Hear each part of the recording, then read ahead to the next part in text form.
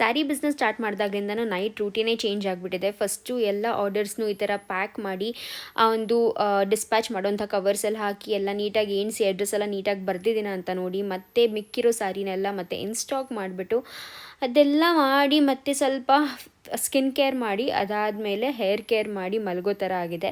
So hair care ಏನು ಮಾಡ್ತೀನಿ ಅಂತ ಅಂದ್ಕೊಂಡಿದ್ದೀರಾ? ಹೇರ್ ಕೇರಲ್ಲಿ ಏನಿಲ್ಲ, ಒಂದು ಸಿಂಪಲ್ ಸೀರಮ್ನ ಬಳಸ್ತೀನಿ. ಅದಕ್ಕಿಂತ ಮುಂಚೆ ಫಸ್ಟು ನನ್ನ ಕೂದಲನ್ನು ಎಂಟ್ಯಾಂಗಲ್ ಮಾಡ್ತೀನಿ, ತುಂಬ ಮುಖ್ಯ ರಾತ್ರಿ ಮಲಗೋಕ್ಕೂ ಮುಂಚೆ. ಆ್ಯಂಡ್ ಇದು ನೋಡಿ, ನನ್ನ ಹೇರ್ ಒಂದು ಸ್ವಲ್ಪ ಗ್ರೋತ್ ಆಗ್ತಿದೆ ಅಂತ ಫೀಲ್ ಆಗ್ತಿದೆ ನನಗೆ.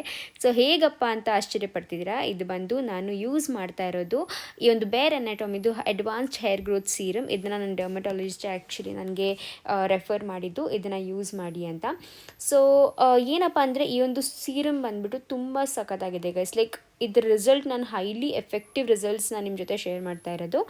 ಇದೇನಪ್ಪ ಅಂದರೆ ಸೈಂಟಿಫಿಕ್ ಹಾಗೂ ನ್ಯಾಚುರಲ್ ಇಂಗ್ರೀಡಿಯೆಂಟ್ಸಿಂದ ಮಾಡಿರುವಂಥದ್ದು.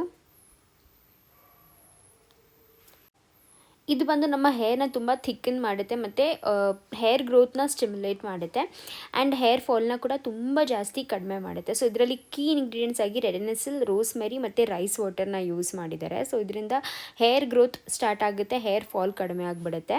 ಆ್ಯಂಡ್ ಈ ಒಂದು ಸೀರಮ್ ನನಗೆ ನಿಜವಾಗ್ಲೂ ಮ್ಯಾಜಿಕ್ ಥರನೇ ವರ್ಕ್ ಆಗ್ತದೆ. ನೀವು ಒಮ್ಮೆ ಟ್ರೈ ಮಾಡಿ, ನಿಮಗೂ ಕೂಡ ಇಷ್ಟ ಆಗುತ್ತೆ. ಮತ್ತು ಇನ್ನೊಂದು ಏನು ಗೊತ್ತಾ, ಇದು ನಾನ್ ಕ್ರೀಸಿ ಫಾರ್ಮುಲಾ. ಅಂದರೆ ಇದನ್ನು ಅಪ್ಲೈ ಮಾಡಿ ನಮ್ಮ ಹೇರ್ ವಾಶ್ ಮಾಡಬೇಕು ಅಂತ ಏನೂ ಇಲ್ಲ, ನೀವು ಅದನ್ನ ಅಪ್ಲೈ ಮಾಡಿದ್ದೀರಾ ಅಂತಲೇ ಫೀಲ್ ಆಗೋಲ್ಲ, ಆ ರೀತಿಯಾಗಿರುತ್ತೆ. ನೀವು ಒಮ್ಮೆ ಟ್ರೈ ಮಾಡಿ, ಡಿಫ್ರೆನ್ಸ್ನ ನೋಡ್ತೀರಾ. ಸೊ ಇದಷ್ಟು ಬಂದು ನನ್ನ ನೈಟ್ ರೂಟೀನ್. ಬಾಯ್.